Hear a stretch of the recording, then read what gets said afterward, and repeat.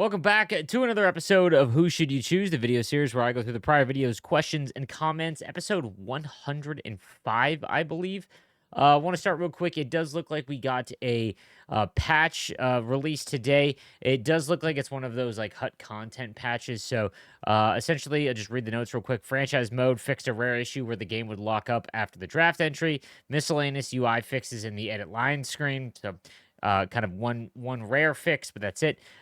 In World of Chell, fixed a potential exploit in the pause menu if an online game is paused late in the third period, and fixed a game configuration issue where the game would fail loading into World of Chell games if any of the users had customized their player while in the dressing room with other players. For Hockey Ultimate Team, it just says fixed various issues in HUT My Team edit lineup screen. So nothing really here. A lot of the times when they get these really small patches, it's because they need something to put future master set card art and things like that into the game. So that's what my guess is for this one.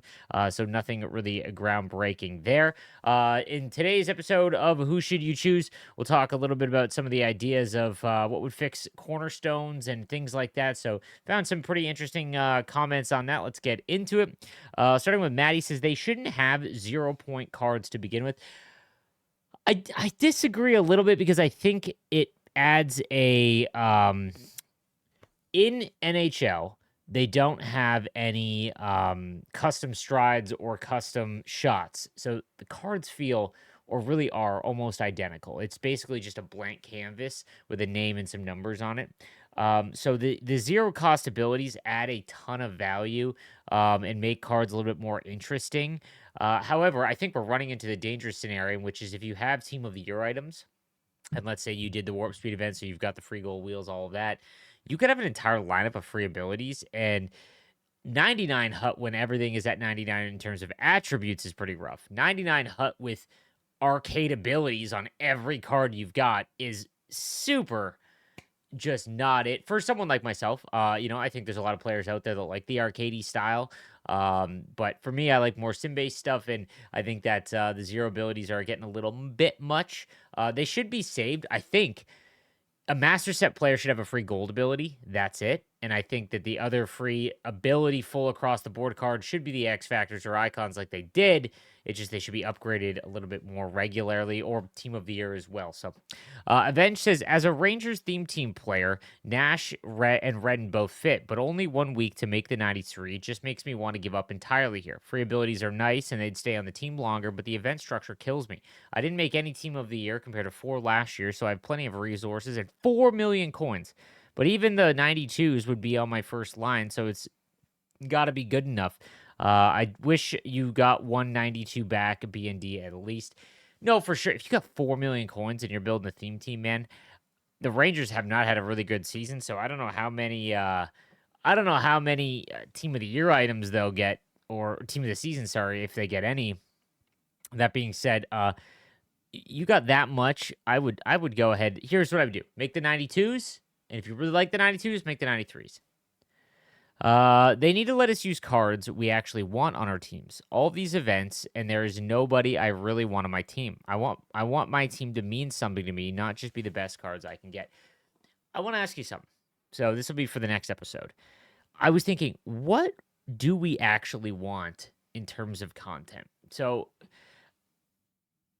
I don't know if it's possible to always release cards that are exciting, because I don't know how you continually one up yourself, right? Like, so let's say we got warp speed cards or sharpshooter cards all the time. That would just water down future releases, right? I'm trying to think that the only way in the current structure that they have, okay, let's say the pathing seems to be do an objective, get a free card, and then start working towards event objectives, right? And then slowly you get 87 overall event objectives or cards, and then slowly you get 89 objective cards, then you get the master set player items. I think the only way to make it exciting across the board is if there was less cards and they were just higher overalls and we could still earn a couple. I think that one of the things is we have to be able to make a master set player item for free every single event. I think that's a must. But imagine instead of releasing, let's say, 40 event items, and some of them are 87, some of them are 89s, all of that, why not just make it all 89s and you require 89s to upgrade? And I don't know. I don't know how in the current format that they would make every release enjoyable or mean something, right? Because the only way to make cards better is if they release less and made them more powerful, if that makes sense.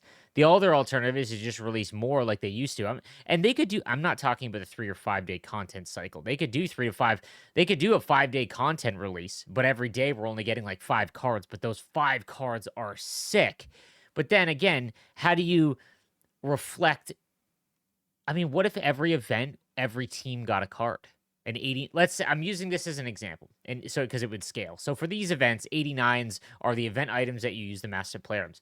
What if every event was just 30 cards, 32 cards? So one from every franchise. I think that might be it. It's less cards, make them mean something. Maybe they all have an X factor that ties into the event or silver X factor at launch of the game. And the master set player items, they're the ones that have the free ability. I think that might be the only way. If every single NHL team got a card every single event instead of 50 random cards that really aren't exciting and the only thing they're used for is for trading in. Let me know in the comment section if you like that idea. Again, I'm trying to come up with ideas that work in the content structure that they have available to them. I personally love what MLB does, and that's like content nukes, where it's like they come out with Team Affinity, where every player or every team gets a bunch of stuff you can earn up to the Team Affinity card. It takes a long time to do all of them.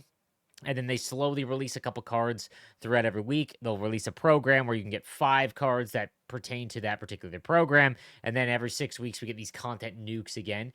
I do think, though, that EA NHL specifically has something with every Friday, the entire player-based Hockey Ultimate Team stays locked in, right? Like, that is a big bonus that a lot of other games don't have. So I don't know. I'm really not sure of how to let that, how to do that better. And I'm curious to hear what your ideas are. Hey, Slaves, I think the best investment between now and team of the season is the 86-88 team of the week. I'm expecting a new star of the month and 93 team of the week set where we can trade an 86-88 team of the weeks for 90 team of the week. 88 team of the week may be the best investment to make now. On a side note, I'm sorry your Sharks are eliminated. The PHL adopted my draft model and determined order by number of points earned after elimination. The Sharks could be playing to add more young talent and support celebrating by winning. Hey, if the Sharks, I've been saying this a lot, if the Sharks get Matthew Schaefer, who I've gotten to see a lot play in real life against the Ice Dogs, I realistically think they have a chance at a cup in 5 to 7 years. I just think that he is a blue chip Norris type defenseman. So I think that's the last piece of the puzzle for the Sharks. And hey, if they're bad next year, which they will be, Gavin McKenna's in play. They don't want cards to be usable for long periods because it keeps us from buying new cards. Icons, daily hat tricks prove this mindset. 100%. I mean, I don't blame them. Again, they are a business, so do they do things that are just absolutely a little scummy? Yeah, and that's why channels like myself and other channels exist to help you navigate the mode without spending any money, right? But like I said yesterday, and I've said this for a little while, if you make the content so good that you really enjoy it, you've got expendable income, go ahead. I talk about this all the time. I pay for Pokemon TCG Pockets, $15 a month, like premium thing, because I enjoy playing the game. It is a ton of fun, right? Even in MLB, I almost spent money, but the reason I didn't was because I actually enjoy no money spent going through and getting the live series done without spending any money. It's kind of like a challenge. Anyways, there is no problem with that. So to make the cards better, one of the issues, we go back to launch of the game, the major issue that, in my opinion, they lost a ton of money was the fact that there was packs that did not give us value. Like there was just, you would open up, you wanted to spend $100 in packs, you would get like $20 in value. People started to catch on, and I'd be stunned if they didn't lose a ton of money early on in the game because of that. Because if you're going to spend money, the packs need to be worth it, right? And then that helps the economy. People are going to spend money. There's no way around that. That just is what it is. It is we're playing a game, hockey, an NHL video game that we're obsessed with. You've got people that it hits the gambling part of your brain. That is legitimately a part of your brain that some people get more stimulated and excited from. And, you can roll the wheel every time as long as you put more money into the game, right? So, You're going to see a lot of that, but the packs need to be worth it. And I think that was a major issue as well. At the rate they're upgrading team builders, I wouldn't be surprised if they do make it 298s for a 99 by the end of the game's life cycle. Man, they do that again, which I technically is on pace because it looks like they go +3. So that'd be 92, 95, and then 95, 98. If they do that and didn't learn from a couple years ago, good Lord. I mean, anyone remember when McCarr and McDavid's X Factors were so sought after because of their speed and agility, and now every game I join is 6 warp speed guys, all with wheels, and just skating in a straight line past my players. Plus, even after this whole year, the XP pass sucks. None of the rewards are exciting or even somewhat good. Other than the final player, I never pull anything good out of the XP path, just collectibles and 86s and below cards. So, I do want to hit on the XP path. I think it's gotten better every single season, and I think that eventually, in NHL 26 and beyond, it will get to the point where it is far better than what we had. I'm still a firm believer of that because the XP path allows you to play the game the way you want and get rewards. Right now, those rewards need to meet what they were placed, right? So, I do like that they give us collectibles in the sense that they then let us choose what packs to open. The thing is, if you were to add up all of the packs that you opened and actually took note, you would actually be pretty surprised at what you actually got out of there. Plus, they're tradable, right? If you actually go and look, the problem is that you're doing it in small spurts, and because you're not getting those massive pulls, you're not noticing it as much. I have noticed that by just completing the XP path slowly, but I pay attention a little bit more to it, that you are getting quite a bit compared to what we had at the launch of the game. I don't think it's perfect. I also think that the chase card at the end needs to be a choice. Again, I think anytime you give away one free card, it needs to be multiple. So it would have solved the issue of Brady Tkachuk not being exciting. You could have released Brady Tkachuk, Matthew Tkachuk, and who was their center in Four Nations? JT Miller? I can't. Wow, I have the worst TikTok, and the algorithm has destroyed my brain. I can't even remember a month ago. But you get what I'm saying, right? Like you would be able to release a defenseman like Hedman. You could also release a Mikhail Sergachev or something along those lines, right? Like then you have players that can actually choose, and it fits their lineup a little bit more. I think that's the way to go. Same with HUT champs. Stop giving away only one card. Let us choose, and I think that would go a long way. The concept of 93s to trade in with free gold abilities was a good idea. Standalone, the cards and players were great choices. Restricting over half the collectibles into having to build each 92 was a complete and utter failure and just corporate greed by EA. I think that it did the opposite of what they were hoping for with these MSPs. Will be at least used and built. I would love a 93 Mario, but not getting a free 92 kills me. It kills my desire, and I've played less this week than any other week so far this year, and I'm a DGen that plays every day. I agree. Like I said, I think that if you're going to do these +1s, if you're going to do these expensive trade-ins, like why are we not using the B&D feature? It is a feature, and I still stand by that. The B&D thing is a great addition to the game if used correctly. Like for the supercharged X Factors, it's used correctly there. I just don't understand why we're not getting one back. Like what is EA losing in that sense? Like, what are we losing really? Or what are they losing out on? Are they thinking that, oh, now they have to, because they're only getting one card as opposed to two back, like, are they not, now they have an extra lineup spot they have to spend money to fill? I just don't think that's it. I don't know. I think that this is one of an example where they are trying different things and it just doesn't work. And they are going to learn because they can see how many sets are completed. And when they see that so few of these sets are made, they'll get some data and some feedback, and hopefully going forward, we don't see stuff like this. I think that if you're going to do the +1, make it a token and make the 92 and then do objectives with that 92, and then we unlock the token and we can upgrade to 93. That's the way to do it because then at least you are getting rewarded for using that card. They should bring back loan MSPs so that you can use them for the duration of the event. Maybe a choice pack, one per week, and you could choose one MSP to test. I don't hate that.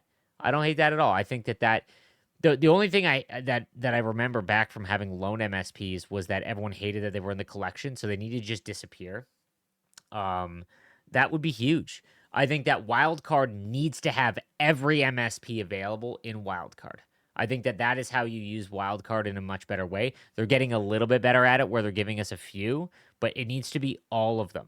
Or let us fully draft. I think everyone said we wanted a draft style mode.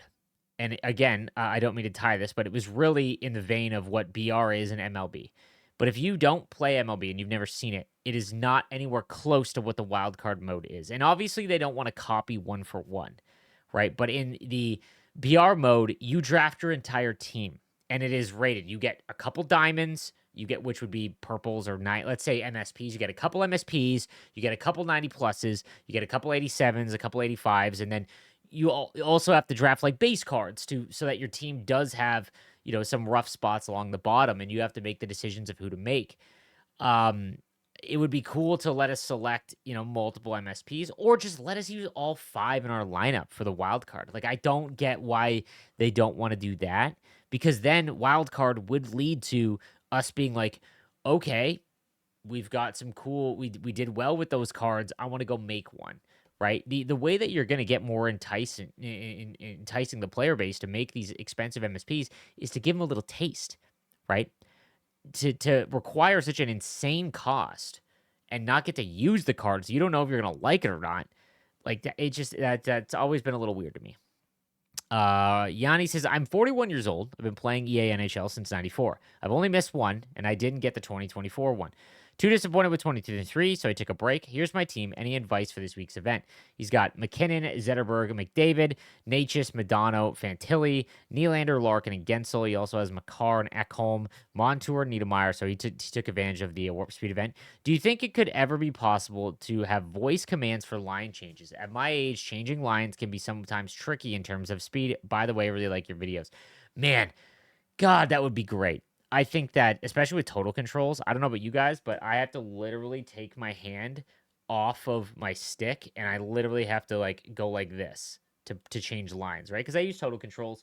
I could use skill stick, but I don't know. I've just started using total controls. It is what it is. But that being said, I would love it if you could say change lines. That's like super 2030, and if it's EA NHL 2040, but imagine you could just like, I don't know, click in like this middle pad. Like, I don't know. I think that'd be kind of sick. It's something along those lines. I do like that. In terms of your team, man, you could really use Lemieux if you wanted to make one. I personally wouldn't. I don't think, unless you are a fan of any of the teams or the players, I really wouldn't make any of these because team of the season is coming. But if you really want to make one, it would be down the middle, and I would go with Lemieux. Every event doesn't have to be amazing like Hour of Greats or Warp Speed, but every event can and should be fun. And the lack of fun in an event like this or HUT 2000 event is down to two factors to me. Number one is you being mentioned timing, and number two is the unprofessional and childish attitude displayed with how they completely disregard past positives instead of actually implementing said data into the new content path. I'm of the firm belief now, guys, that NHL 25 from a content structure is about just compiling data. That is my hope now, right? Much like NHL 23 was completely set it and forget it from a gameplay standpoint. They didn't give us any patches, and they just said, this is what you got. We're moving on to the next thing. We're putting all our focus on 24. And I've mentioned this a number of times. 23 to 24 saw some of the biggest gameplay changes that we've seen year over year. Not all of them are good, but I'm saying if you go back and look at the big jump, it was the biggest jump in terms of just new stuff in gameplay. I don't know if this decision was made late or what was going on with the content team. I want to say that there was, I don't know how you compile data for the XP path or sets or anything like that, but there had to have been in 24. It was so hit or miss with events. It feels like early on it was we're on the rails, and it was much like 23 and 22 and whatever. And then it was like second half of the year, it was like, let's just do random stuff like the trade deadline event. And it was like, yikes. The great events were very few and far between. I don't know. My hope is that NHL 26, they saw what events work and the structure of those events, and they just leave it alone. There's been a lot of change for the sake of change, and I hope they just kind of leave it alone. Hey, Slaves, would you recommend to spend this event collectibles on the 87 plus Cornerstone player pack or the 479 plus pack? Thanks. Have a great day. I have not pulled very much out of the 79 plus packs. Obviously, people have been posting their W's on Reddit and social media. I've opened up like 12, and I've pulled one that's above 90, right? If team of the season is coming and you need stuff, To be honest, I think I'd rather spend 10 instead of 5 and shoot my shot on the 89 or 84 overall pull. But I don't know. It's all gambling. I need to make that very clear. But I wouldn't do just like the 89 event item, right? Because I don't even know what the barrier of entry is for team of the season. That's the thing. We just haven't been able to plan for it. So when you're saving up for things, you have no idea. So that's gonna do it for this episode of Who Should You Choose. Thank you guys again for watching. I'll see you tomorrow. Have a good one.